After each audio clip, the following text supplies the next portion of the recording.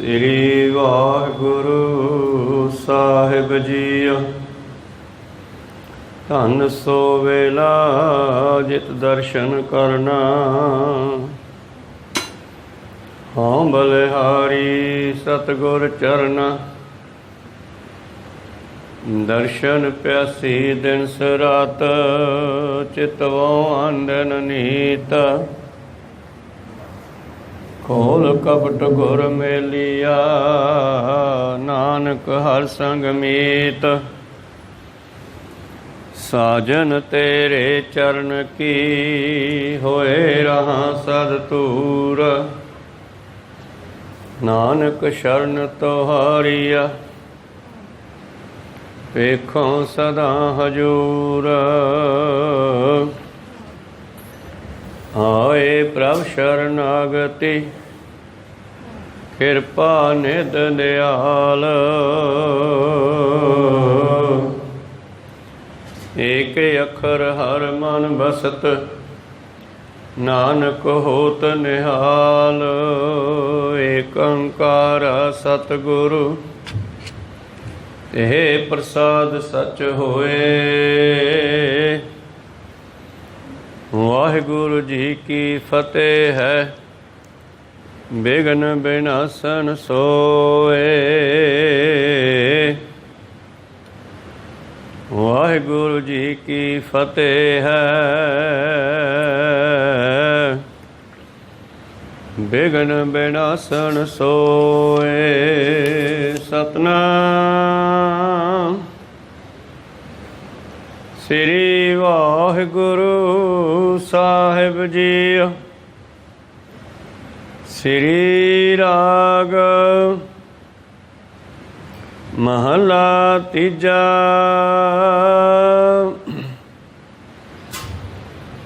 ਗੋਬਿੰਦ ਗੁਣੀ ਨਿਧਾਨ ਹੈ, ਅੰਤ ਨ ਪਾਇਆ ਜਾਏ। ਕਥਨੀ ਬਦਨੀ ਨ ਪਾਈਐ, ਹਉਮੈ ਵਿੱਚੋਂ ਜਾਏ।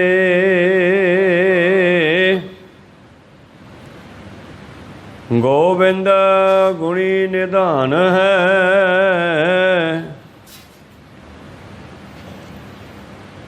ਅੰਤ ਨ ਪਾਇਆ ਜਾਏ। ਕਥਨੀ ਬਦਨੀ ਨ ਪਾਈਐ, ਹਉਮੈ ਵਿੱਚੋਂ ਜਾਏ। ਸਤਿਗੁਰ ਮਿਲਿਆ ਸਦ ਭੈ ਰਚੈ, ਆਪ ਵਸੈ ਮਨ ਆਏ। ਭਾਈ ਰੇ ਗੁਰਮੁਖ ਬੂਝੈ ਕੋਏ, ਬਿਨ ਬੂਝੈ ਕਰਮ ਕਮਾਵਨੇ। ਜਨਮ ਪਦਾਰਥ ਖੋਏ। ਰਹਾਉ ਭਾਈ ਰੇ ਗੁਰਮੁਖ ਬੂਝੈ ਕੋਏ, ਬਿਨ ਬੂਝੈ ਕਰਮ ਕਮਾਵਨੇ। ਜਨਮ ਪਦਾਰਥ ਖੋਏ।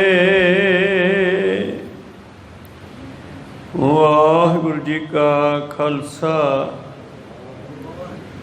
ਵਾਹਿਗੁਰੂ ਜੀ ਕੀ ਫਤਿਹ। ਆਓ ਗੁਰੂ ਪਿਆਰੇ, ਗੁਰੂ ਸਵਾਰੇ, ਸਤਸੰਗੀ ਜਣੋ। ਰੋਜ਼ਾਨਾ ਦੀ ਤਰ੍ਹਾਂ ਪਾਤਸ਼ਾਹ ਜੀ ਕੀ ਅਪਾਰ ਕਿਰਪਾ ਬਖਸ਼ਿਸ਼ ਦਾ ਸਦਕਾ ਅੰਮ੍ਰਿਤ ਵੇਲੇ ਤੋਂ ਲੈ ਕਰਕੇ ਹੀ ਪਾਤਸ਼ਾਹ ਜੀ ਦੇ ਚਰਨਾਂ ਕਮਲਾਂ ਵਿਖੇ ਹਾਜ਼ਰੀਆਂ ਲਵਾ ਰਹੇ ਹੋ ਆਪ ਜੀ। ਅੰਮ੍ਰਿਤ ਵੇਲੇ ਦੇ ਨਿਤਨੇਮ ਉਪਰੰਤ ਪਵਿੱਤਰ ਆਸਾ ਜੀ ਕੀ ਵਾਰ ਕੇ ਸ਼ਬਦ ਕੀਰਤਨ ਸਰਵਣ ਕਰ ਰਹੇ ਸੀ। ਉਪਰੰਤ ਚੱਲ ਰਹੀ ਲੜੀਵਾਰ ਕਥਾ ਮੁਤਾਬਕ ਪਵਿੱਤਰ ਸ਼ਬਦ ਦਾ ਪਾਠ ਸਰਵਣ ਕੀਤਾ ਜੀ। ਆਓ ਗੁਰੂ ਚਰਨਾਂ ਵਿਖੇ ਹਾਜ਼ਰੀਆਂ ਲਵਾਉਂਦੇ ਹੋਏ ਪਵਿੱਤਰ ਬਾਣੀ ਦੀ ਵਿਚਾਰ ਨਾਲ ਜੁੜਨਾ ਕਰੀਏ। ਉਸ ਤੋਂ ਪਹਿਲਾਂ ਗੁਰੂ ਚਰਨਾਂ ਵਿੱਚ ਲਵਾਈਏ ਹਾਜ਼ਰੀਆਂ। ਗੁਰੂ ਕਾ ਬਖਸ਼ਿਆ ਫਤਿਹ ਦਾ ਨਾਰਾ ਕਰੋ ਬੁਲੰਦ ਗੱਜ ਕੇ ਆਖੋ ਜੀ। ਵਾਹਿਗੁਰੂ ਜੀ ਕਾ ਖਾਲਸਾ, ਵਾਹਿਗੁਰੂ ਜੀ ਕੀ ਫਤਿਹ। ਸਤਨਾਮ ਸ੍ਰੀ ਵਾਹਿਗੁਰੂ ਸਾਹਿਬ ਜੀ। ਸ੍ਰੀ ਰਾਗ ਮਹਲਾ ਤੀਜਾ।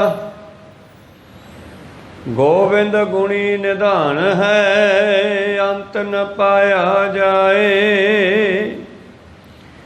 ਕਥਨੀ ਬਦਨੀ ਨ ਪਾਈਐ, ਹਉਮੈ ਵਿੱਚੋਂ ਜਾਏ। ਇਹ ਪਵਿੱਤਰ ਬਚਨ ਨਿਮਾਣਿਆਂ ਦੇ ਮਾਣ, ਨਿਤਾਣਿਆਂ ਦੇ ਤਾਣ ਸਤਿਗੁਰੂ ਸ਼੍ਰੀ ਗੁਰੂ ਅਮਰਦਾਸ ਤੇਜੋ ਨੰਦਨ ਤੀਸਰੇ ਪਾਤਸ਼ਾਹ ਜੀ ਦੇ ਉਚਾਰਨ ਕੀਤੇ ਹੋਏ ਹਨ। ਸਤਿਗੁਰੂ ਬਖਸ਼ਿਸ਼ ਕਰਦੇ ਹਨ ਕਿ ਉਸ ਪਰਿਪੂਰਨ ਪਰਮੇਸ਼ਰ ਦਾ ਕੋਈ ਅੰਤ ਨਹੀਂ ਪਾ ਸਕਿਆ ਔਰ ਉਹ ਕਿਤਨੇ ਖਜ਼ਾਨਿਆਂ ਦਾ ਮਾਲਕ ਹੈ, ਇਸ ਗੱਲ ਦਾ ਕੋਈ ਅੰਤ ਨਹੀਂ ਹੈ। ਗੋਬਿੰਦ ਗੁਣੀ ਨਿਧਾਨ ਹੈ, ਅੰਤ ਨ ਪਾਇਆ ਜਾਏ। ਉਹਦੇ ਕਿੰਨੇ ਗੁਣ ਹਨ, ਉਹ ਗੁਣਾਂ ਦਾ ਖਜ਼ਾਨਾ ਹੈ। ਜੇ ਕੋਈ ਉਸ ਦਾ ਅੰਤ ਪਾਉਣਾ ਚਾਹੇ ਤਾਂ ਕੋਈ ਉਸ ਦਾ ਅੰਤ ਨਹੀਂ ਪਾ ਸਕਦਾ। ਭਾਵੇਂ ਕਿ ਸੰਸਾਰ ਦੇ ਵਿੱਚ ਬੇਅੰਤ ਲੋਕ ਕਥਨੀ ਬਦਨੀ ਕਰਕੇ, ਬਦਨ ਹੁੰਦਾ ਮੂੰਹ, ਮੂੰਹ ਨਾਲ ਬੋਲ ਕਰਕੇ ਕੋਈ ਕਵੀਸ਼ਰ ਬਣ ਕੇ ਗਾ ਰਿਹਾ ਹੈ, ਕੋਈ ਪ੍ਰਚਾਰਕ ਬਣ ਕੇ ਉਹਦੀ ਕਥਾ ਕਰ ਰਿਹਾ ਹੈ।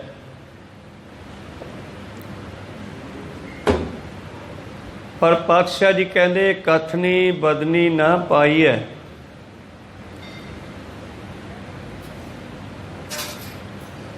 ਜੇ ਕੋਈ ਕਹੇ ਕਿ ਮੈਂ ਉਸ ਦੀ ਕਥਾ ਕਰ ਕਰਕੇ ਉਸ ਦਾ ਅੰਤ ਪਾ ਲਵਾਂਗਾ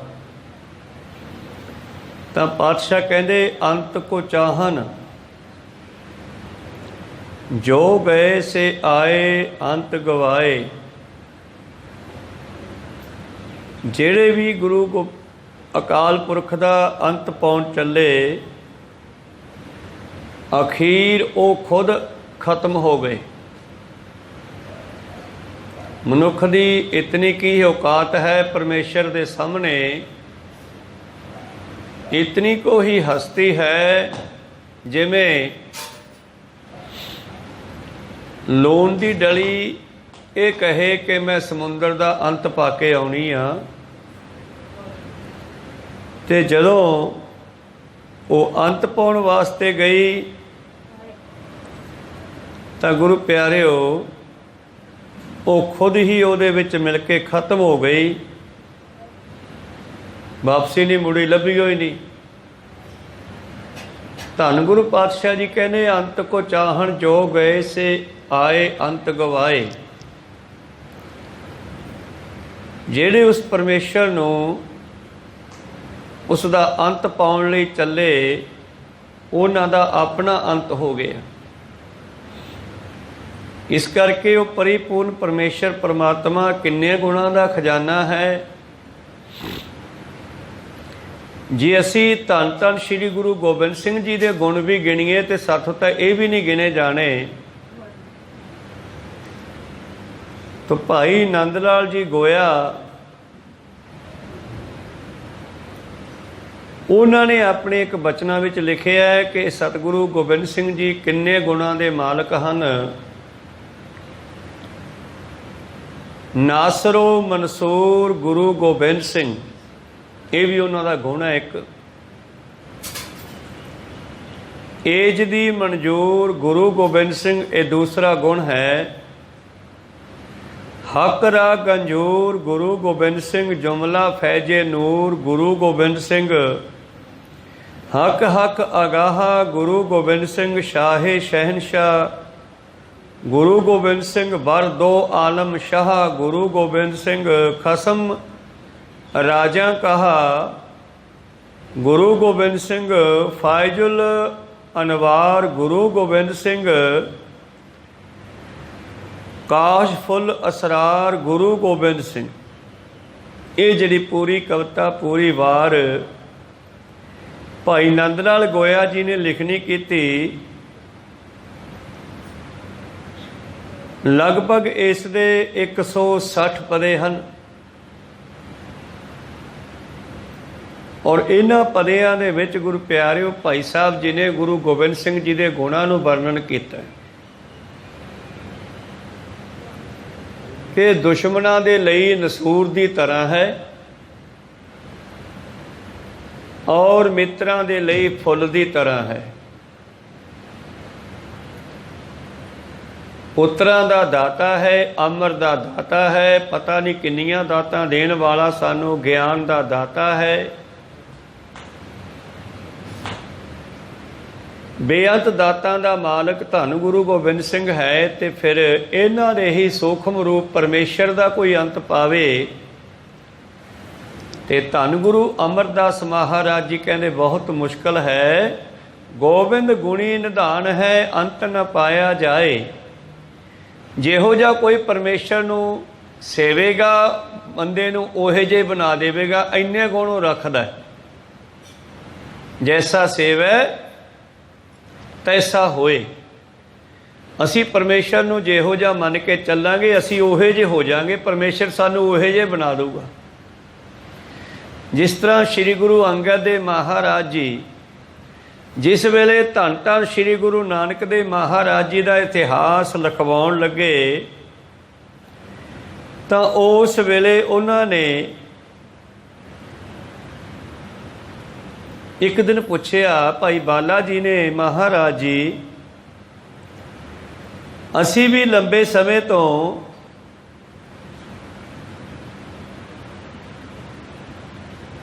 ਸਤਿਗੁਰੂ ਨਾਨਕ ਦੇਵ ਜੀ ਦੇ ਨਾਲ ਰਹੇ ਤੇ ਤੁਸੀਂ ਪਿਛਲੇ ਪਹਿਰ ਜੇ ਆਏ, ਇਹ ਕੀ ਕਾਰਨ ਹੈ ਕਿ ਤੁਹਾਨੂੰ ਉਹਨਾਂ ਨੇ ਗੁਰਤਾ ਗੱਦੀ ਸੌਂਪ ਦਿੱਤੀ ਤੇ ਸਾਨੂੰ ਇੱਕ ਸਿੱਖ ਰੱਖਿਆ? ਤਾਂ ਸਤਿਗੁਰੂ ਅੰਗਦ ਦੇਵ ਮਹਾਰਾਜ ਜੀ ਨੇ ਪੁੱਛਿਆ, ਭਾਈ ਬਾਲਾ ਜੀ ਤੁਸੀਂ ਗੁਰੂ ਨਾਨਕ ਦੇਵ ਜੀ ਨੂੰ ਕੀ ਸਮਝਦੇ ਸੀ? ਤਾਂ ਭਾਈ ਬਾਲਾ ਜੀ ਕਹਿਣ ਲੱਗੇ, ਮਹਾਰਾਜ ਅਸੀਂ ਉਹਨਾਂ ਨੂੰ ਇੱਕ ਸੰਤ ਮਹਾਂਪੁਰਸ਼ ਸਮਝਦੇ ਸੀ। ਤਾਂ ਗੁਰੂ ਅੰਗਦ ਦੇਵ ਜੀ ਕਹਿਣ ਲੱਗੇ, ਤੁਸੀਂ ਉਹਨਾਂ ਨੂੰ ਮਹਾਂਪੁਰਸ਼ ਵੇਖਿਆ, ਉਹਨਾਂ ਨੇ ਤੁਹਾਨੂੰ ਮਹਾਂਪੁਰਸ਼ ਬਣਾ ਦਿੱਤਾ। ਅਸੀਂ ਉਹਨਾਂ ਨੂੰ ਪਰਮੇਸ਼ਰ ਜਾਣਿਆ ਸੀ, ਸਾਨੂੰ ਉਹਨਾਂ ਨੇ ਪਰਮੇਸ਼ਰ ਬਣਾ ਦਿੱਤਾ। ਜਿਹਾ ਸਤਿਗੁਰ ਕਰ ਜਾਣਿਆ ਤੇਹੋ ਜਿਹਾ ਸੁਖ ਹੋਏ। ਪਰਮੇਸ਼ਰ ਤਾਂ ਗੁਣਾਂ ਦਾ ਖਜ਼ਾਨਾ ਹੈ, ਗੁਣਾਂ ਦਾ ਮਾਲਕ ਹੈ, ਗੁਣੀ ਨਿਧਾਨ ਹੈ, ਗੁਣਾਂ ਦਾ ਖਜ਼ਾਨਾ ਹੈ। ਤੇ ਗੁਣ ਕਿਹੜੇ? ਜਿਹੜੇ ਆਪਣੇ ਵਿੱਚ ਛੋਟੇ ਛੋਟੇ ਗੁਣ ਹਨ, ਇਹ ਸਾਰੇ ਪਰਮੇਸ਼ਰ 'ਚੋਂ ਆਏ ਆ। ਕਿਸੇ ਕੋਲੇ ਕਥਾ ਦਾ ਗੁਣ ਹੈ, ਕਿਸੇ ਕੋਲੇ ਕੀਰਤਨ ਦਾ ਗੁਣ ਹੈ, ਕਿਸੇ ਕੋਲੇ ਖੇਤੀਬਾੜੀ ਦਾ ਗੁਣ ਹੈ, ਕਿਸੇ ਕੋਲੇ ਡਾਕਟਰੀ ਦਾ, ਮਾਸਟਰੀ ਦਾ। ਇਹ ਸਾਰੇ ਗੁਣ ਪਰਮੇਸ਼ਰ ਨੇ ਦਿੱਤੇ ਆ ਮਨੁੱਖ ਦੇ ਅੰਦਰ। ਹੁਣ ਤੁਸੀਂ ਹਿਸਾਬ ਲਾ ਲਓ ਵੀ ਕਿੰਨੇ ਗੁਣ ਹਨ ਸੰਸਾਰ ਵਿੱਚ, ਕਿੰਨੇ ਕੰਮ ਚੱਲਦੇ ਆ। ਮਨੁੱਖ ਕਿੰਨੇ ਤਰ੍ਹਾਂ ਦੇ ਕੰਮ ਜਾਣਦਾ, ਕੋਈ ਕੋਈ ਕੰਮ ਕਰਦਾ, ਕੋਈ ਕੋਈ ਕਰਦਾ। ਇਹ ਸਾਰੇ ਗੁਣ ਹਨ ਤੇ ਇਹ ਸਾਰੇ ਗੁਣ ਪਰਮੇਸ਼ਰ ਦੇ ਵਿੱਚ ਹਨ। ਕਹੋ ਸਤਿਨਾਮ ਸ੍ਰੀ। ਇਸ ਕਰਕੇ ਸਤਿਗੁਰੂ ਅਮਰਦਾਸ ਮਹਾਰਾਜ ਜੀ ਕਹਿੰਦੇ, ਸਿੱਖੋ ਉਸ ਦਾ ਅੰਤ ਪਾਉਣ ਵਾਲੇ ਪਾਸੇ ਨਾ ਚੱਲ ਪਿਓ ਕਿਧਰੇ। ਗੋਬਿੰਦ ਗੁਣੀ ਨਿਧਾਨ ਹੈ, ਉਹ ਗੁਣਾਂ ਦਾ ਸਾਗਰ ਹੈ, ਖਜ਼ਾਨਾ ਹੈ, ਭੰਡਾਰ ਹੈ। ਅੰਤ ਨ ਪਾਇਆ ਜਾਏ, ਕਥਨੀ ਬਦਨੀ ਨਾ ਪਾਈਐ, ਹਉਮੈ ਵਿੱਚੋਂ ਜਾਏ। ਹਾਂ, ਉਹਦੇ ਵਿੱਚ ਮਿਲ ਕੇ ਆਨੰਦ ਮਾਣਿਆ ਜਾ ਸਕਦਾ। ਜਿਵੇਂ ਕੋਈ ਸਮੁੰਦਰ ਵਿੱਚ ਚੁੱਭੀ ਲਾ ਕੇ ਉਹਦੇ ਤਲ ਦਾ ਅੰਤ ਨਹੀਂ ਪਾ ਸਕਦਾ, ਕਿੰਨਾ ਡੂੰਘਾ, ਕਿੰਨਾ ਕੁਝ ਲੈ ਕੇ ਅੰਦਰ ਬੈਠਾ ਇਹ ਸਮੁੰਦਰ। ਪਰ ਜੇ ਮਨੁੱਖ ਚੁੱਭੀ ਲਾ ਲਵੇ ਤੇ ਜੇਠ ਹਾੜ ਵਰਗੀ ਗਰਮੀ ਤੋਂ, ਦੁੱਖਾਂ ਤੋਂ ਬਚਿਆ ਜਾ ਸਕਦਾ ਹੈ। ਪਰਮੇਸ਼ਰ ਵਿੱਚ ਚੁੱਭੀ ਲਾ ਕੇ ਉਹਦੇ ਵਿੱਚ ਡੁੱਬ ਕਰਕੇ, ਉਹਦੀ ਸਿਫਤ ਸਲਾਹ ਵਿੱਚ ਡੁੱਬ ਕਰਕੇ ਆਨੰਦ ਮਾਣਿਆ ਜਾ ਸਕਦਾ ਹੈ, ਅੰਤ ਨਹੀਂ ਪਾਇਆ ਜਾ ਸਕਦਾ।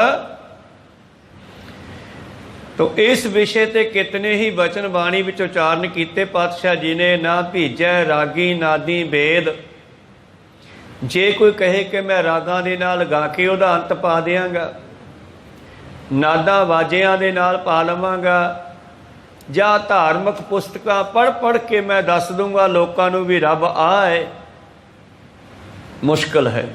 ਨਾ ਭੀਜੈ ਰਾਗੀ ਨਾਦੀ ਵੇਦ, ਨਾ ਭੀਜੈ ਸੁਰਤੀ ਗਿਆਨੀ ਜੋਗ, ਨਾ ਭੀਜੈ ਤੀਰਥ ਭਵਿਆ ਨੰਗ। ਜੇ ਕੋਈ ਕਹੇ ਕਿ ਮੈਂ ਜ਼ਿੰਦਗੀ ਭਰ ਤੀਰਥਾਂ ਦਾ ਰਟਨ ਕਰਦਾ ਰਹਾਂਗਾ, ਹਿੰਦੂ ਮਤ ਵਿੱਚ ਜਿਵੇਂ 68 ਤੀਰਥ ਹਨ, ਉਸੇ ਤਰ੍ਹਾਂ ਹੀ ਜੇ ਕੋਈ ਕਹੇ ਕਿ ਮੈਂ ਸਾਰੇ ਤੀਰਥਾਂ ਦਾ ਰਟਨ ਕਰਕੇ ਪਰਮੇਸ਼ਰ ਦਾ ਅੰਤ ਪਾ ਲਵਾਂਗਾ, ਇਹ ਵੀ ਮੁਸ਼ਕਲ ਹੈ। ਨਾ ਭੀਜੈ ਤੀਰਥ ਭਵਿਆ ਨੰਗ, ਨਾ ਭੀਜੈ ਬਾਹਰ ਬੈਠਿਆਂ ਸੁਣ। ਕਈ ਲੋਕਾਂ ਦਾ ਖਿਆਲ ਬਣਿਆ ਬਈ ਸ਼ਾਇਦ ਮੈਂ ਗ੍ਰਸਤੀ ਜੀਵਨ ਛੱਡ ਕੇ ਜੰਗਲਾਂ ਵਿੱਚ ਜਾ ਬੈਠਾ ਫਿਰ ਰੱਬ ਦਾ ਅੰਤ ਪੈ ਜਾਵੇਗਾ, ਇਹ ਵੀ ਮੁਸ਼ਕਲ ਹੈ। ਨਾ ਭੀਜੈ ਦਾਤੀ ਕੀਤਾ ਪੁੰਨ।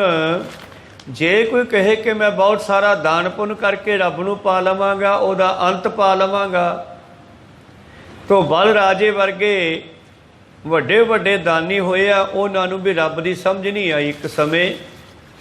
ਨਾ ਭੀਜੈ ਬਾਹਰ ਬੈਠਿਆ ਸੁਣ, ਨਾ ਭੀਜੈ ਦਾਤੀ ਕੀਤਾ ਪੁੰਨ, ਨਾ ਭੀਜੈ ਭੇੜ ਮਰੈ ਭਿੜ ਸੂਰ, ਨਾ ਭੀਜੈ ਕੇਤੇ ਹੋਵੈ ਧੂੜ।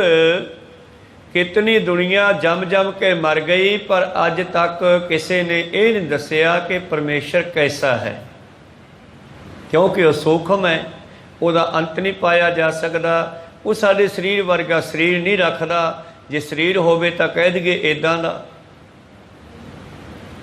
ਉਹ ਏਕ ਹੈ, ਅਨੇਕ ਹੈ, ਅਨੇਕ ਹੈ ਫਿਰ ਏਕ ਹੈ। ਉਹ ਇੱਕ ਹੋ ਕੇ ਅਨੇਕਾਂ ਹੈ, ਸਾਡੇ ਵਿੱਚ ਰਮਿਆ ਹੋਇਆ। ਘਟ ਘਟ ਮੈਂ ਹਰਜੂ ਬਸੈ। ਸਾਰੀ ਸ੍ਰਿਸ਼ਟੀ ਨੂੰ ਖਤਮ ਕਰਕੇ ਜਦੋਂ ਪਰਲੋਂ ਕਰਦਾ ਹੈ ਤੇ ਸਭ ਨੂੰ ਖਤਮ ਕਰਕੇ ਫਿਰ ਇੱਕ ਹੋ ਜਾਂਦਾ ਹੈ। ਜਿਵੇਂ ਪਾਰਾ ਧਰਤੀ ਤੇ ਡਿੱਗ ਪਵੇ ਤੇ ਕਈ ਟੋਟੇ ਹੋ ਜਾਂਦਾ ਹੈ, ਜੇ ਇਕੱਠੇ ਕਰ ਦਈਏ ਫਿਰ ਇੱਕ ਹੋ ਜਾਂਦਾ। ਇਸੇ ਤਰ੍ਹਾਂ ਉਹ ਪਰਮੇਸ਼ਰ ਜਿਹੜਾ ਹੈ ਉਸ ਦਾ ਕੋਈ ਅੰਤ ਨਹੀਂ, ਉਹ ਬੇਅੰਤ ਹੈ, ਏਕ ਹੈ, ਅਨੇਕ ਹੈ, ਅਨੇਕ ਹੈ ਫਿਰ ਏਕ ਹੈ। ਮੇਰੇ ਪ੍ਰੀਤਮ ਜੀ ਕਹਿੰਦੇ ਨਾ ਭੀਜੈ ਦਾਤੀ ਕੀਤਾ ਪੁੰਨ, ਨਾ ਭੀਜੈ ਭੇੜ ਮਰੈ ਭਿੜ ਸੂਰ। ਜੰਗਾਂ ਜੁੱਧਾਂ ਕਰਕੇ ਵੀ ਉਹ ਰੱਬ ਨੂੰ ਨਹੀਂ ਪਾਇਆ ਜਾ ਸਕਦਾ। ਨਾ ਭੀਜੈ ਕੇਤੇ ਹੋਵੈ ਧੂੜ। ਫਿਰ ਮਾਰੇ ਭਿੱਜਦਾ ਕਿਵੇਂ ਆ, ਖੁਸ਼ ਕਿਵੇਂ ਹੁੰਦਾ ਹੈ, ਕਿਵੇਂ ਉਹਦੀ ਸਮਝ ਆਊਗੀ। ਪਾਤਸ਼ਾਹ ਜੀ ਕਹਿੰਦੇ ਲੇਖਾ ਲਿਖੀਐ ਮਨ ਕੈ ਭਾਏ, ਨਾਨਕ ਭੀਜੈ ਸਾਚੈ ਨਾਏ। ਜਦੋਂ ਕੋਈ ਮਨ ਕਰਕੇ ਉਹਨੂੰ ਪ੍ਰੇਮ ਕਰਦਾ ਹੈ ਤਾਂ ਉਹ ਖੁਸ਼ ਹੋ ਜਾਂਦਾ, ਤੇ ਫਿਰ ਖੁਸ਼ ਹੋ ਕੇ ਕਰਦਾ ਕੀ ਹੈ, ਉਸ ਜੀਵ ਨੂੰ, ਉਸ ਮਨੁੱਖ ਨੂੰ, ਉਸ ਸਿੱਖ ਨੂੰ, ਭਗਤ ਨੂੰ, ਨਾਮ ਜਪਣ ਵਾਲੇ ਨੂੰ, ਯਾਦ ਕਰਨ ਵਾਲੇ ਨੂੰ ਆਪਦੇ ਵਿੱਚ ਮਿਲਾ ਕੇ ਆਪ ਦਾ ਰੂਪ ਹੀ ਕਰ ਦਿੰਦਾ।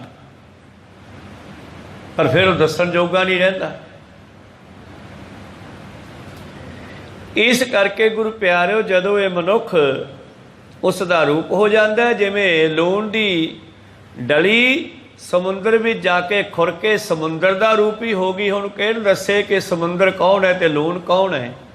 ਹਰ ਕਾ ਸੇਵਕ ਸੋ ਹਰ ਜੇਹਾ, ਭੇਦ ਨਾ ਜਾਣੋ ਮਾਨਸ ਦੇਹਾ। ਹਰ ਹਰ ਜਨ ਦੋਇ ਏਕ ਹੈ, ਬਿਬ ਵਿਚਾਰ ਕਛ ਨਾਹੇ। ਜਲ ਤੇ ਉਪਜਿਤ ਰੰਗ ਜਿਉ ਜਾਲੀ ਵਿਖੈ ਸਮਾਹੇ। ਹਰੀ ਦੇ ਪਿਆਰੇ ਹਰੀ ਦਾ ਨਾਮ ਜਪਦੇ ਜਪਦੇ ਉਹਦੇ ਵਿੱਚ ਮਿਲ ਜਾਂਦੇ ਆ, ਫਿਰ ਦੱਸਣ ਜੋਗੇ ਨਹੀਂ ਰਹਿੰਦੇ।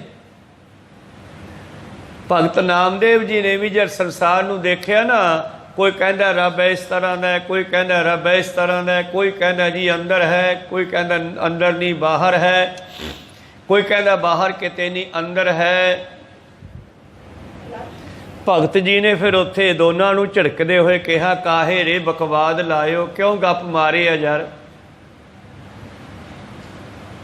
ਕੋਈ ਬੋਲੇ ਨਿਰਵਾ, ਕੋਈ ਬੋਲੇ ਦੂਰ, ਕੋਈ ਕਹਿੰਦਾ ਰੱਬ ਨੇੜੇ ਹੈ ਤੇ ਕੋਈ ਕਹਿੰਦਾ ਰੱਬ ਦੂਰ ਹੈ। ਜਪਜੀ ਸਾਹਿਬ ਵਿੱਚ ਬਾਬਾ ਜੀ ਨੇ ਵੀ ਕਿਹਾ, ਗਾਵੇ ਕੋ ਜਾਪੈ ਦਿਸੈ ਦੂਰ। ਕਈ ਤਾਂ ਆਏ ਉੱਚੀ ਉੱਚੀ ਆਵਾਜ਼ਾਂ ਮਾਰਦੇ ਆ ਜਿਵੇਂ ਕਿਤੇ ਦੂਰ ਹੀ ਬੈਠਾ ਹੋਵੇ, ਤੇ ਕਈ ਸ਼ਾਂਤ ਹੋ ਕੇ ਆਪਣੇ ਆਪੇ ਵਿੱਚ ਸਮਾਏ ਹੋਏ ਹੈ, ਜਿਨ੍ਹਾਂ ਨੇ ਲੱਗਦਾ ਆਪਦੇ ਅੰਦਰੋਂ ਹੀ ਦੇਖ ਲਿਆ ਹੈ। ਕੋ ਸਤਨਾਮ ਸ੍ਰੀ ਗਾਵੇ ਕੋ ਵੇਖੈ ਹਾਦਰਾ ਹਦੂਰ, ਕੋਈ ਉਹਨੂੰ ਨੇੜੇ ਵੇਖਦਾ, ਕੋਈ ਉਹਨੂੰ ਦੂਰ ਸਮਝਦਾ।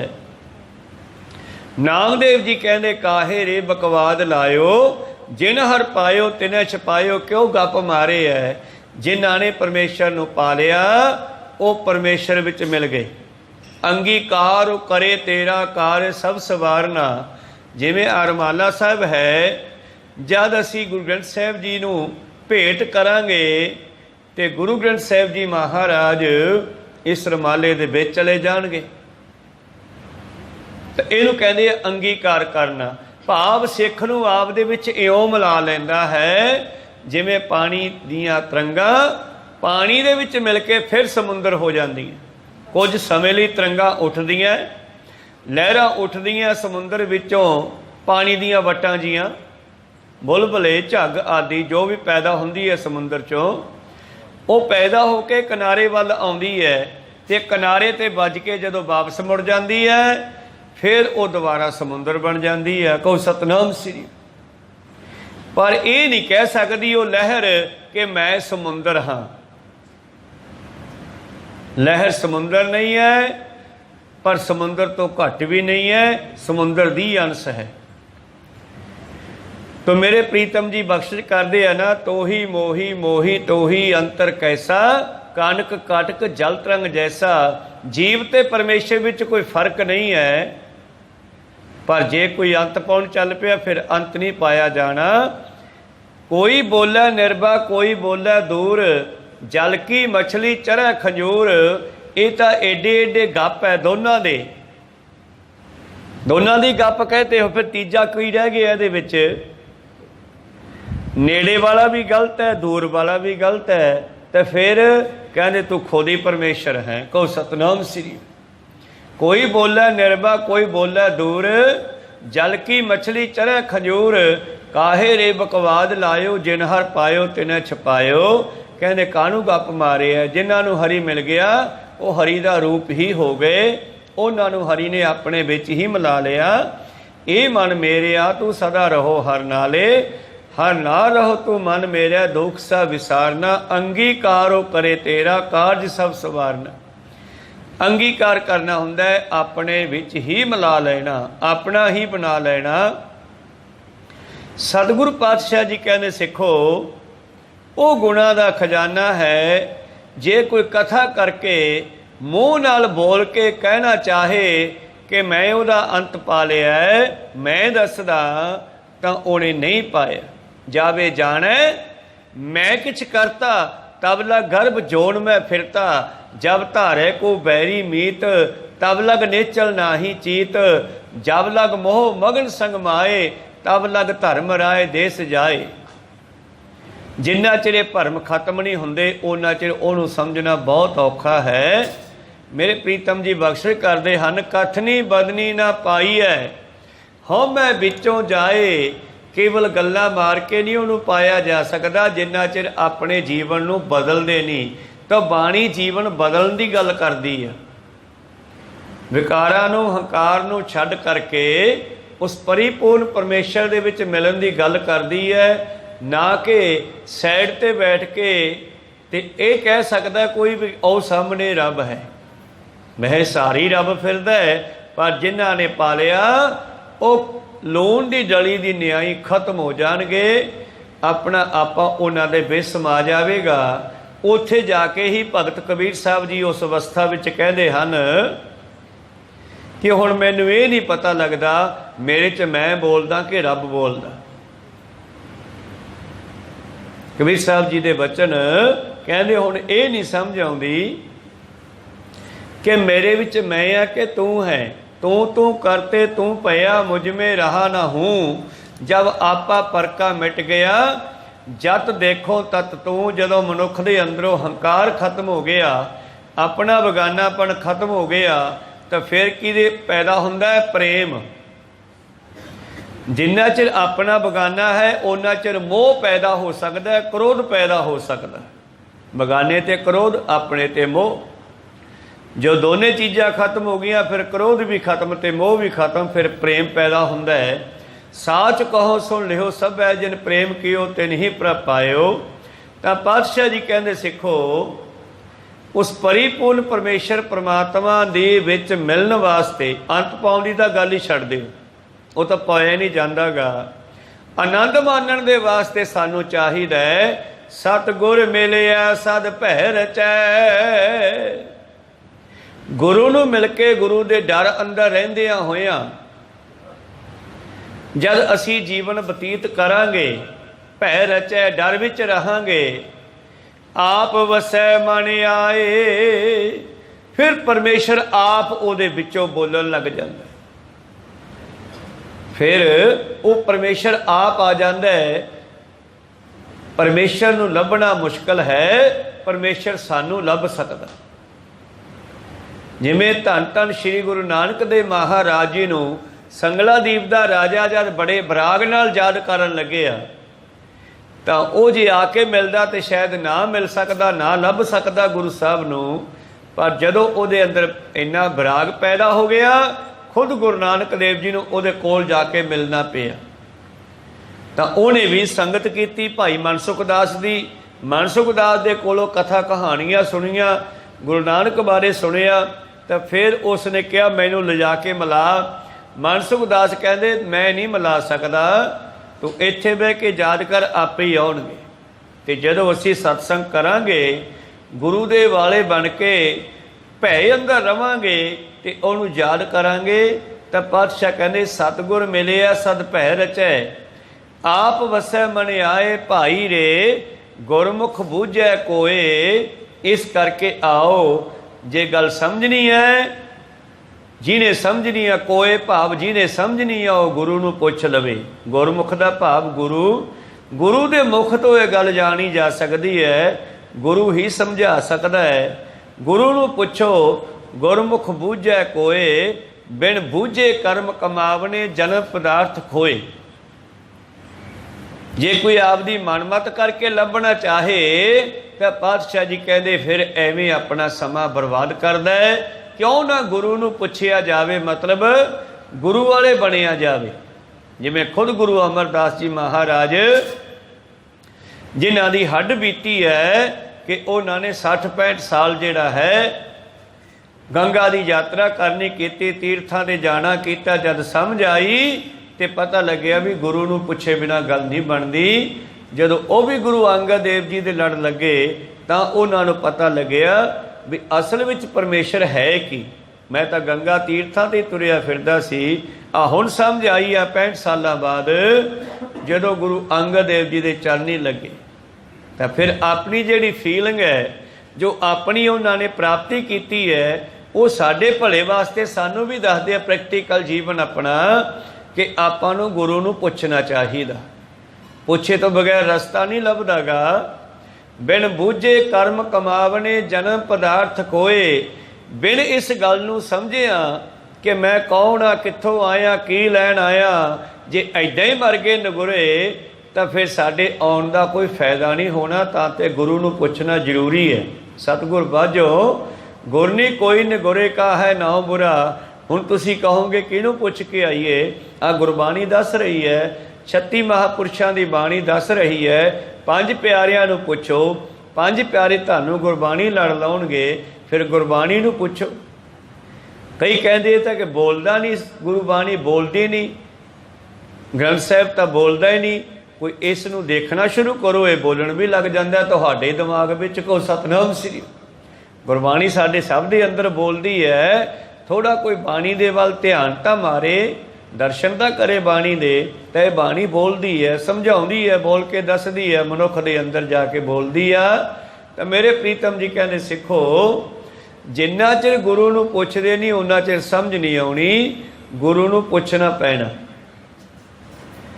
ਜਿਸ ਤਰ੍ਹਾਂ ਓਅੰਕਾਰ ਦੀ ਬਾਣੀ ਇੱਕ ਸਿੱਖ ਪੜ੍ਹ ਰਿਹਾ ਸੀ 10ਵੇਂ ਪਾਤਸ਼ਾਹ ਜੀ ਦੇ ਸਮੇਂ, ਤੇ ਓਅੰਕਾਰ ਦੀ ਬਾਣੀ ਪੜ੍ਹਦਿਆਂ ਉਸਨੇ ਇੱਕ ਪੰਗਤੀ ਪੜ੍ਹ ਲਈ, ਕਰਤੇ ਕਿਮਿਤ ਕਰਤਾ ਜਾਣੈ ਕੇ ਜਾਣੈ ਗੁਰਸੂਰਾ।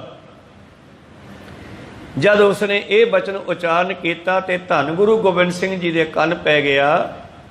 ਤੇ ਦੂਜੇ ਸਿੱਖ ਨੂੰ ਕਹਿੰਦੇ ਜਾ ਜੇ ਇੱਕ ਡੰਡਾ ਮਾਰ ਤੇ ਇਹਨੂੰ ਪਰੇ ਬਿਠਾ ਕੇ ਆ।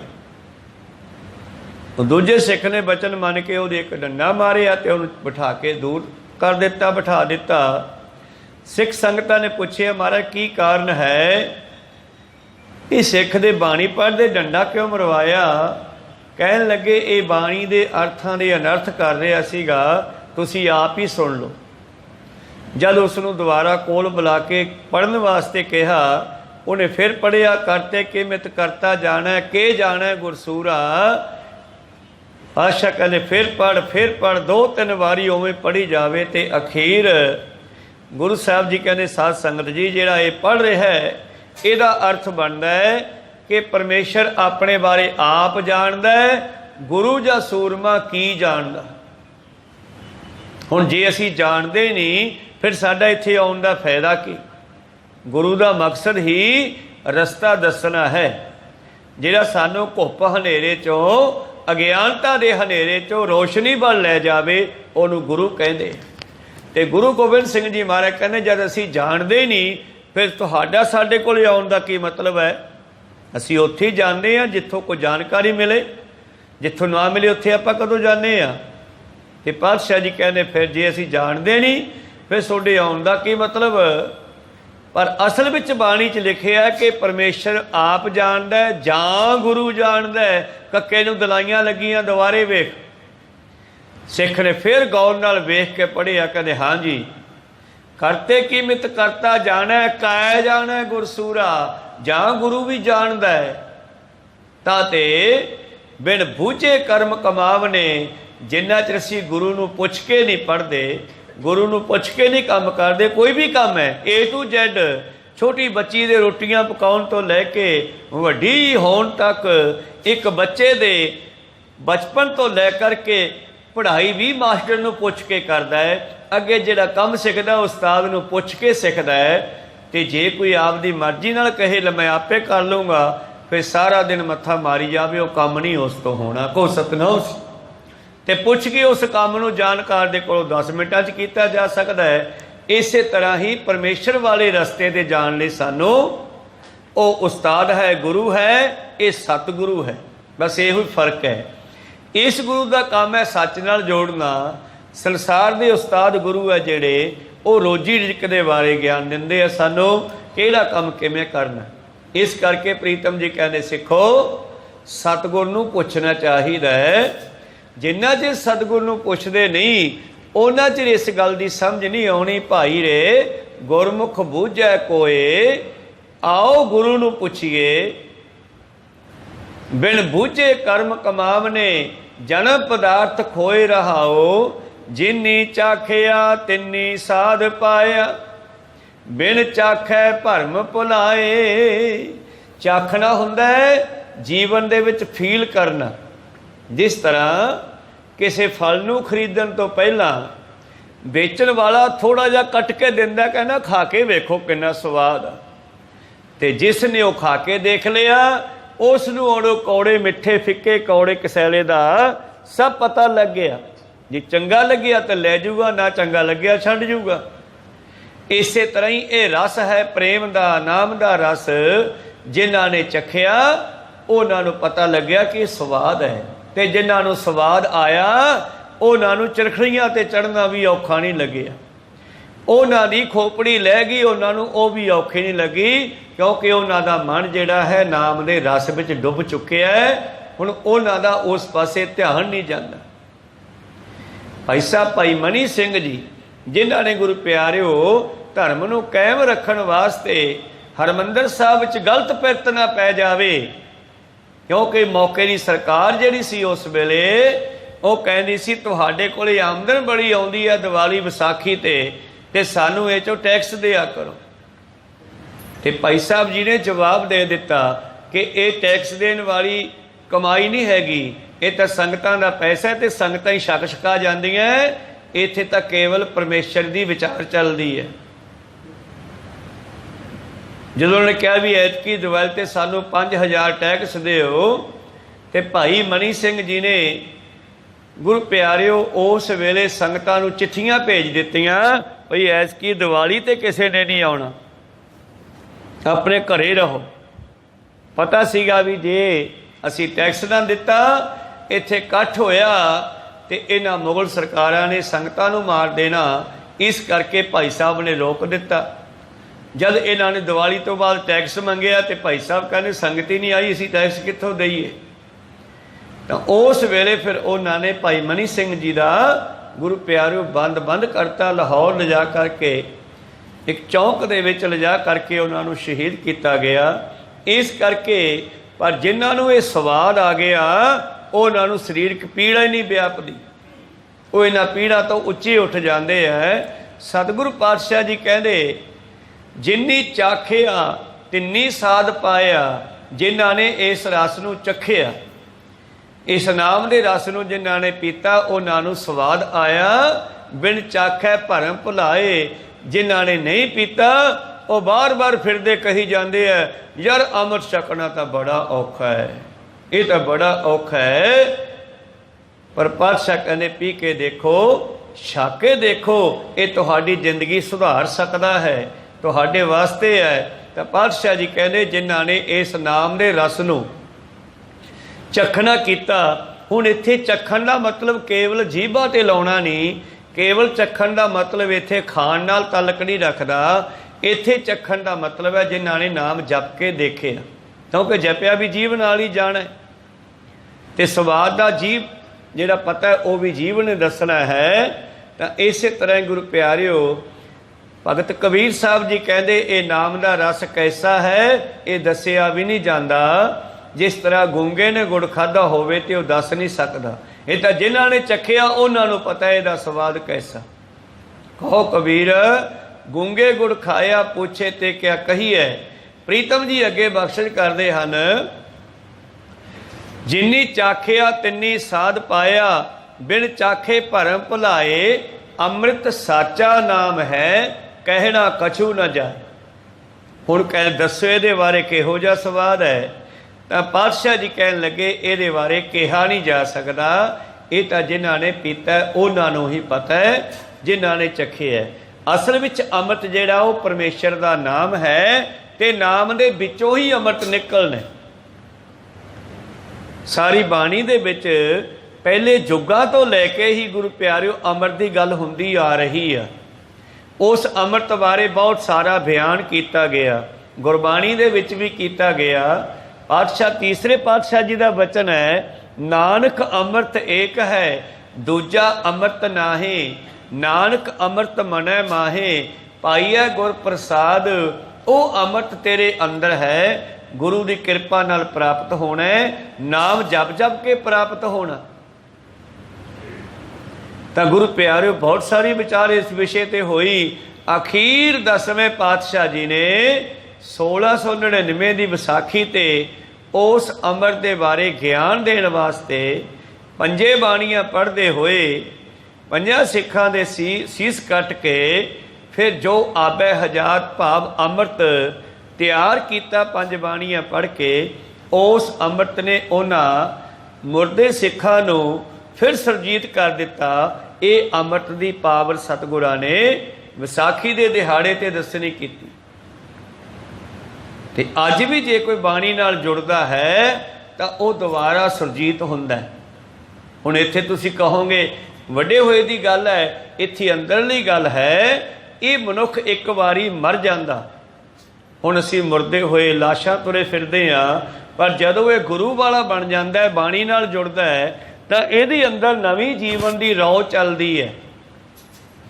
ਇਹਦੇ ਅੰਦਰ ਪਾਤਸ਼ਾਹ ਜੀ ਕਹਿੰਦੇ ਗੁਰ ਘਰ ਜਨਮੇ ਗਵਨ ਮਿਟਾਇਆ, ਅਣਹਦ ਰਾਤੇ ਇਹ ਮਨ ਲਾਇਆ। ਜਦੋਂ ਇਹ ਗੁਰੂ ਵਾਲਾ ਬਣਦਾ ਹੈ, ਗੁਰੂ ਦੇ ਘਰ ਜਨਮ ਲੈਂਦਾ ਹੈ, ਤਾਂ ਇਹਦਾ ਨਵਾਂ ਜਨਮ ਹੋ ਜਾਂਦਾ ਹੈ। ਪਿਛਲੇ ਜੀਵਨ ਦੀ ਮੌਤ ਹੋ ਜਾਂਦੀ ਹੈ, ਪਿਛਲਾ ਮਨਮਤ ਦਾ ਜੀਵਨ ਖਤਮ ਹੋ ਜਾਂਦਾ ਹੈ। ਔਰ ਕਬੀਰ ਸਾਹਿਬ ਜੀ ਕਹਿੰਦੇ ਜਿਹੜੀ ਮੇਰੀ ਪਹਿਲਾਂ ਮਨਮਤ ਸੀ ਵੱਡੀ, ਉਹ ਮੈਂ ਛੱਡ ਦਿੱਤੀ ਆ, ਹੁਣ ਮੈਂ ਨਵੀਂ ਲੈ ਕੇ ਆਇਆ। ਜਬ ਕਿ ਲਾਹੌਰੀ ਆਈ ਜੇਠੀ ਔਰ ਧਰਿਓ, ਜੇਠੀ ਹੁੰਦਾ ਵੱਡੀ, ਜਿਹੜੀ ਵੱਡੀ ਸੀ ਪਹਿਲਾਂ ਮੇਰੇ ਘਰ ਵਾਲੀ, ਉਹ ਮੈਂ ਛੱਡ ਦਿੱਤੀ ਆ, ਹੁਣ ਮੈਂ ਦੂਜੀ ਲੈ ਕੇ ਆਇਆ। ਘਰ ਵਾਲੀ ਦਾ ਭਾਵ ਮਤ, ਜਿਹੜੀ ਮੈਂ ਮਨਮਤ ਸੀ ਮੇਰੀ ਵੱਡੀ ਪਹਿਲਾਂ ਬਣੀ ਫਿਰਦੀ ਸੀ ਹੰਕਾਰੀ ਮਨਮਤ, ਉਹ ਮੈਂ ਛੱਡ ਦਿੱਤੀ ਆ। हुण मैं छोटी मत निमरता वाली मत गुरमत लैके आया। को सतनाम हुण वो मेरे अंदर वस गई है। एक कबीर साहब जी का बचन है, जबकि लहोरी आई जेठी और धरियो, वो मनमत किते होर चली गई है। हुण मेरे घर छोटी भाव गुरमत निमरता वाली, छोटी मतलब निमरता वाली मत जिहड़ी है गुरमत आ गई है। इस करके पातशाह जी कहते अमृत साचा नाम है। असल विच अमृत नाम है, ते नाम जप जप के फिर अंदर जिहड़ा स्वाद आउंदा है, ये तां जिहनूं आया उसे नूं पता है। अमृत उस नूं कहंदे हन जिहड़ा सानू मृत्यु तो बाहर कढ के लै जावे। अमृत का अर्थ केवल यह नहीं कि जिहड़ा मिठा हुंदा है बाटे विच बनाया गया वो अमृत है, ओहो ही, पर ਉਹਦੇ ਵਿੱਚ ਘੋਲਿਆ ਕੀ है? केवल मिठा नहीं, ਉਹ 'ਚ 5 ਬਾਣੀਆਂ भी ਪਾਈਆਂ, ਉਹ 'ਚ 5 ਪਿਆਰਿਆਂ ਦੀ ਗੁਰੂ ਦੀ ਕਿਰਪਾ ਦ੍ਰਿਸ਼ਟੀ भी ਪਈ है, ਉਹਦੇ ਵਿੱਚ ਪਾਵਰਾਂ ਤਾਕਤਾਂ ਪਾਈਆਂ ਗਈਆਂ। ਉਹ ऐसा वैसा केवल जल नहीं है। असल ਦੇ ਵਿੱਚ ਪਾਹਰ ਪਾਤਸ਼ਾਹ ने सानू ਵਿਖਾ के बना के ਵਿਖਾ ਦਿੱਤਾ। ਹੁਣ सिख ने रोज़ अपने अंदर 5 ਬਾਣੀਆਂ पढ़ के ਉਹ ਦੁਬਾਰਾ पीना, नित अपने अंदरों कढ़ के पीना। तां ते मेरे प्रीतम जी कहते अमृत साचा नाम है कहना किछु न जाए, पीवत हूँ परवान भया पूरा शब्द समाए। कहते इस अमृत नूं पींदियां ही जीव परमेश्वर दे दर ते प्रवान हो गया। भाई महा सिंह होरी भावें गुरु के सिख है, पहला सिंह है, पर गुरु प्यारिओ जदों ही उन्होंने बेदावा लिख दिता तो निगुरे हो गए। ते पर जदों ही वो दोबारा गुरु दे लड़ लगे, गुरु ने बेदावा पाड़ के फिर अपने सिख बना लिया, तो फिर वो दोबारा प्रवान हो गए। भाव सिख जिहड़ा है गुरु दे लड़ ला के ही परमेश्वर दे दर ते प्रवान होवेगा। पीवत हूँ परवान भया, जदों गुरु वाला बन गया वो नाम का रस चख लिया, ये आत्मा निर्मल हो गई, पवित्र हो गई, ते परमेश्वर दे दर ते प्रवान हो गई। पीवत हूँ परवान भया पूरे शब्द समाए, आपे देता पाईए होर करना किछु न जाए। हुण ये अमृत भावें कि तुहाडे सब दे अंदर ही है। जिस दिन आपां जन्म लिया सी ना, 4 पदार्थ लै जग आया, शिव शक्ति कर वासा पाया, एक विसारे तां पिढ़हारे, अंधले नाम विसारा है। वो नाम भी विच रख के भेजिया, अमृत का स्वाद भी विच रखिया इसने, पर इत्थे आके इस अन्ने ने, इस मूर्ख ने उस नाम नूं ही छड़ दिता जिन्हें अंदर अमृत बनाउणा सी, जिन्हें जिंदगी अमृतमई कर देनी सी सारी, वो नाम ही छड़ दिता। इस करके पातशाह कहने सिखा हुण गुरु कृपा करे जे तैनूं वो अमृत दोबारा दे देवे, वो नाम दोबारा दे देवे, गुरु आप देवे तां पाईए। जिवें भगत रविदास जी उन्हां दे कोल गुरु प्यारिओ हुण मीरा बाई एक होई, एक राणी है, ते राणी जिहड़ी है गुरु प्यारिओ चित्तौड़गढ़ दे इलाके दी, मारवाड़ दे इलाके दी ये राणी है। ये राणी मीरा बाई जिहड़ी सीगी भगत रविदास जी दी सेवका बन गई। ते उस वेले गुरु प्यारो धर्म दे ठेकेदार ਜਿਹੜੇ ਕਹਿੰਦੇ ਸਾਡੀ ਮਰਜ਼ੀ ਚੱਲਦੀ ਚਾਹੀਦੀ ਹੈ, ਰਾਜਿਆਂ ਉੱਤਾਂ ਵੀ ਉਹਨਾਂ ਦੀ ਮਰਜ਼ੀ ਚੱਲਦੀ ਸੀ, ਬ੍ਰਾਹਮਣਾਂ ਦੀ। ਰਾਜਿਆਂ ਨੂੰ ਵੀ ਜਿਵੇਂ ਮਰਜ਼ੀ ਭੜਕਾ ਕੇ ਜਿੱਧਰ ਮਰਜ਼ੀ ਤੋਰ ਲੈਂਦੇ। ਇਹਨਾਂ ਭਗਤਾਂ ਨੂੰ ਤਸੀਹੇ ਦੇਣਾ ਉਹਨਾਂ ਬ੍ਰਾਹਮਣਾਂ ਦਾ ਕੰਮ ਰਿਹਾ। ਇਹਨਾਂ ਭਗਤਾਂ ਨੂੰ ਤਸੀਹੇ ਦੇਣ ਵਾਸਤੇ, ਇਹਨਾਂ ਨੂੰ ਅਗਿਆਨੀ ਰੱਖਣ ਵਾਸਤੇ, ਇਹਨਾਂ ਨੂੰ ਰੱਬ ਦੇ ਨਾਲ ਕਿਤੇ ਜੁੜ ਨਾ ਜਾਣ, ਕਿਤੇ ਇਹਨਾਂ ਨੂੰ ਸੱਚ ਦਾ ਪਤਾ ਨਾ ਲੱਗ ਜਾਵੇ। जे सच का पता लग गया साढ़े झूठ के भांडे फुट जाने आ, तो उन्होंने की कहना भी ये जिहड़े नीची जात वाले है ये नाम नहीं जप सकते। तो जदों मीरा बाई उहदी सेवका बन गई भगत जी की, तो इन्हों ये खतरा हो गया भी एक राणी जद उहदी सेवका बन गई, जद इनू ज्ञान आ गया, इनू रस आ गया नाम का, फिर ये मगर होर भी बहुत सारे उहदे चेले बन जाणगे। क्यों ना भगत रविदास जी नूं किसी तरह खत्म किया जाए। तो इन्हां ने राणे दे कोल शिकायतां ला के पहला मीरा बाई दीयां शिकायतां लाइयां, ते राणे ने गुरु प्यारू अपने ਸੰਸਾਰੀ ਹੰਕਾਰ ਵਿੱਚ ਆ ਕੇ ਮੀਰਾਂ ਬਾਈ ਨੂੰ ਮਾਰਨ ਦੇ ਲਈ ਜ਼ਹਿਰ, ਸੱਪ ਆਦਿ ਸਮਾਨ ਭੇਜਦਾ ਰਿਹਾ। ਅਖੀਰ ਮੀਰਾਂ ਬਾਈ ਸਰੀਰ ਤਿਆਗ ਗਈ। ਇਸੇ ਤਰ੍ਹਾਂ ਰਵਿਦਾਸ ਭਗਤ ਜੀ ਨੂੰ ਗੁਰੂ ਪਿਆਰੋ ਇਹਨਾਂ ਲੋਕਾਂ ਨੇ ਇਸੇ ਤਰ੍ਹਾਂ ਹੀ ਤਸੀਹੇ ਦਿਵਾਉਣੇ ਸ਼ੁਰੂ ਕੀਤੇ ਰਾਜਿਆਂ ਦੇ ਕੋਲੋਂ, ਤੇ ਭਗਤ ਰਵਿਦਾਸ ਜੀ ਨੂੰ ਗੁਰੂ ਪਿਆਰੋ ਇਹਨਾਂ ਨੇ ਅਨੇਕਾਂ ਤਰ੍ਹਾਂ ਦੇ ਤਸੀਹੇ ਦੇ ਕੇ ਦੁੱਖ ਦੇਣੇ ਕੀਤੇ। ਖੈਰ, ਭਗਤ ਰਵਿਦਾਸ ਜੀ ਦੇ ਕੋਲ ਇੱਕ ਰਾਜਾ ਆਇਆ, ਉਹ ਕਹਿਣ ਲੱਗਿਆ ਜੀ ਮੈਨੂੰ ਅੰਮ੍ਰਿਤ ਦਿਓ, ਤੇ ਭਗਤ ਜੀ ਨੇ ਕਿਰਪਾ ਦ੍ਰਿਸ਼ਟੀ ਕਰਕੇ ਉਹ ਕੂੰਡੇ ਵਾਲਾ ਜਲ ਉਹਦੇ ਬੁੱਕ ਵਿੱਚ ਪਾ ਦਿੱਤਾ। ਉਸ ਨੇ ਉਹ ਬੁੱਕ ਭਰ ਕੇ ਜਦ ਵੇਖਿਆ ਵੀ ਇਹ ਤਾਂ ਜੋੜਿਆਂ ਵਾਲਾ ਪਾਣੀ ਹੈ, ਹੁੰਦੀ ਕਿਰਪਾ ਦ੍ਰਿਸ਼ਟੀ ਆ, ਪਰ ਉਸ ਨੇ ਉਹ ਆਪਣੇ ਚੋਲੇ ਵਿੱਚ ਹੀ ਡੋਲ ਦਿੱਤਾ, ਪੀਤਾ ਨਹੀਂ, ਮੂੰਹ ਵਿੱਚ ਨਹੀਂ ਪਾਇਆ, ਬਾਹਾਂ 'ਚ ਹੀ ਡੋਲ ਦਿੱਤਾ।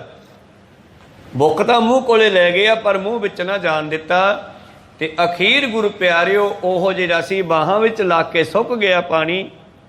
ਤੇ ਜਦੋਂ ਫਿਰ ਉਹ ਸੁੱਕ ਗਿਆ ਤੇ ਦਾਗ ਪੈ ਗਏ, ਰਾਜੇ ਨੇ ਧੋਣ ਵਾਸਤੇ ਕਬੀਰ ਸਾਹਿਬ ਜਲਾਹੇ ਸਨ, ਉਹਨਾਂ ਦੇ ਸਮਕਾਲੀ, ਉਹਨਾਂ ਨੇ ਘਰ ਭੇਜਤਾ। ਕਬੀਰ ਸਾਹਿਬ ਦੀ ਲੜਕੀ ਨੇ ਉਸ ਨੂੰ ਜਦ ਧੋਣਾ ਸ਼ੁਰੂ ਕੀਤਾ, ਉਹ ਦਾਗ ਲੈਣ ਨਾ, ਤਾਂ ਉਹ ਬੀਬੀ ਨੇ ਚੱਬ ਕੇ ਦੇਖਣੇ ਕੀਤੇ ਵੀ ਇਹ ਦਾਗ ਹੈ ਕਾਹਦੇ।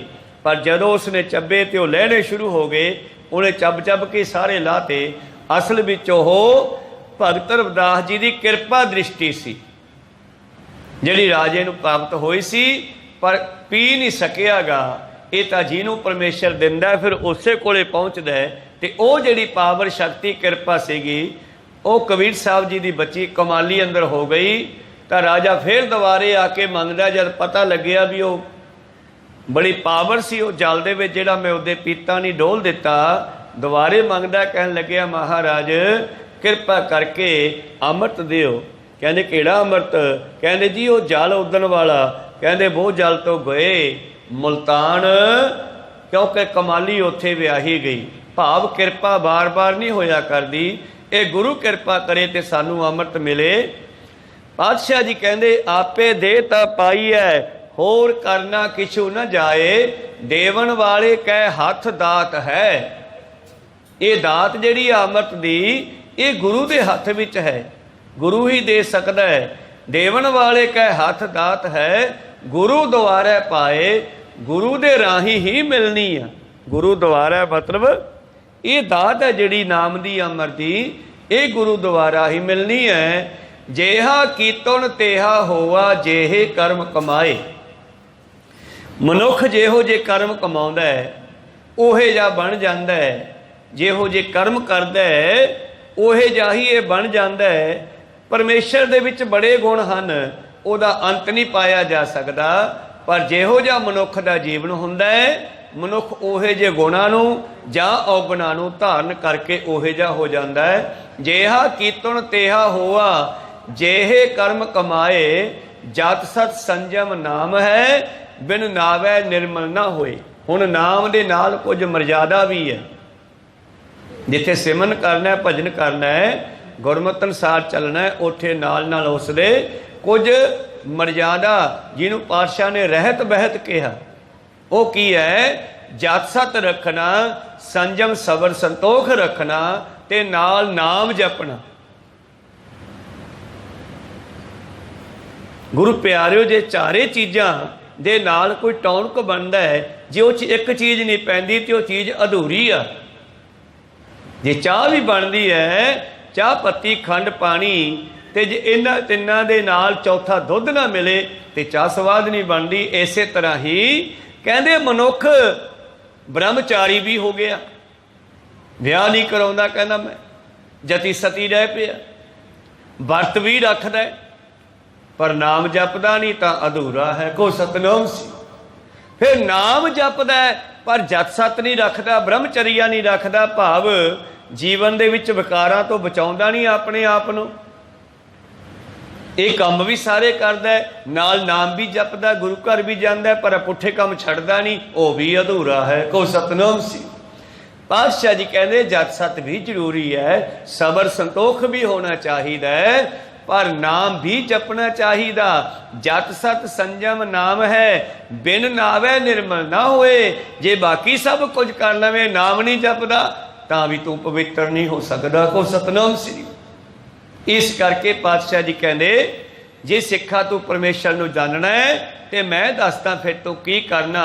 दसवें प्रीतम जी कहते अल्प आहार सुल्प सी निंद्रा दया क्षमा तन प्रीत सील संतोख सदा निर्वाहबो हवैबो त्रै गुण अतीत काम क्रोध हंकार लोभ हठ मोह न मन स्यो लियावै तब ही आत्म तत्व को दर्शै परम पुरख कै पावै फिर तू परमेश्वर की प्राप्ति कर सकता है। तो इस करके सतगुरु पातशाह जी कहते यह रहत बहत भी जरूरी है। रहनी रहे सोई सिख मेरा सो सह मैं तिसका चेहरा रहत बिना ना सिख कहावै रहत बिना दर चोटा खावै।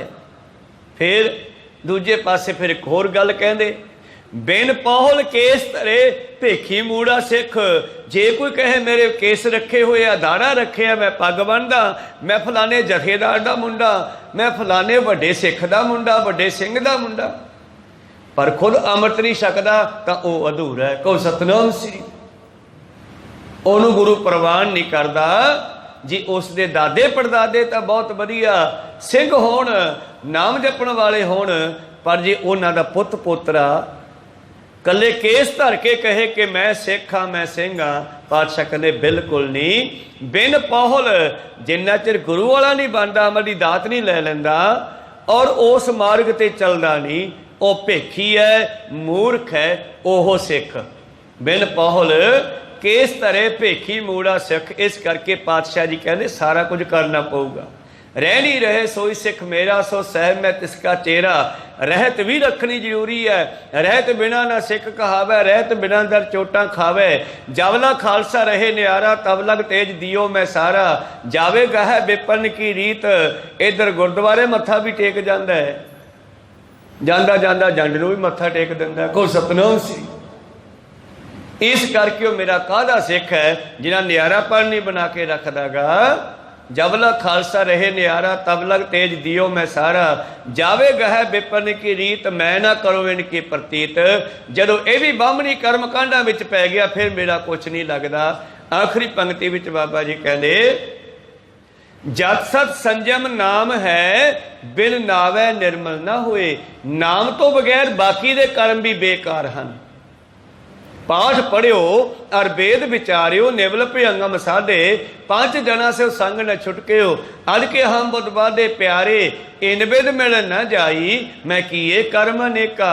फिर की करा जी हार परियो स्वामी के द्वारे दीजे बुद्ध विवेका। आ गुरु कोल चलदे आ उथों पुछदे आ की करना चाहिए। फिर गुरु नूं पुछ के पातशाह जी कह रहे सी ना पिछे सत गुर मिले सद पै रचै आ बसै मन आए भाई रे गुरमुख बूझै कोय बिन बूझे कर्म कमावने जन्म पदार्थ कोय। हार परियो स्वामी के द्वारा दीजै बुद्ध विवेका।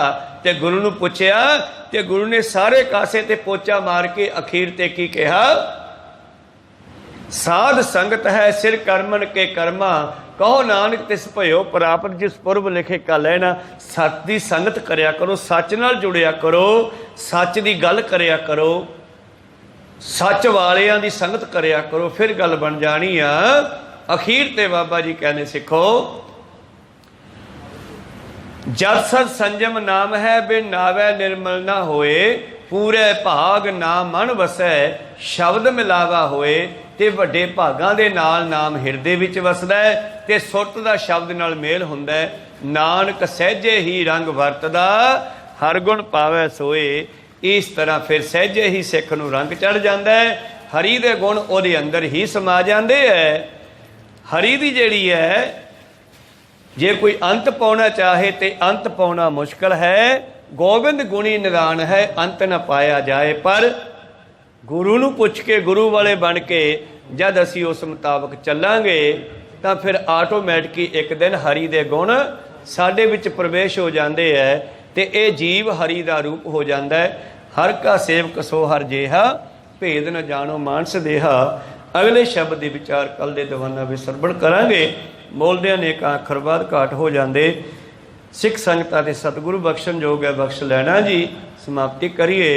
मिलाओ फतेह पाओ फतेह। वाहिगुरू जी का खालसा वाहिगुरू जी की फतेह। ਵਾਹਿਗੁਰੂ।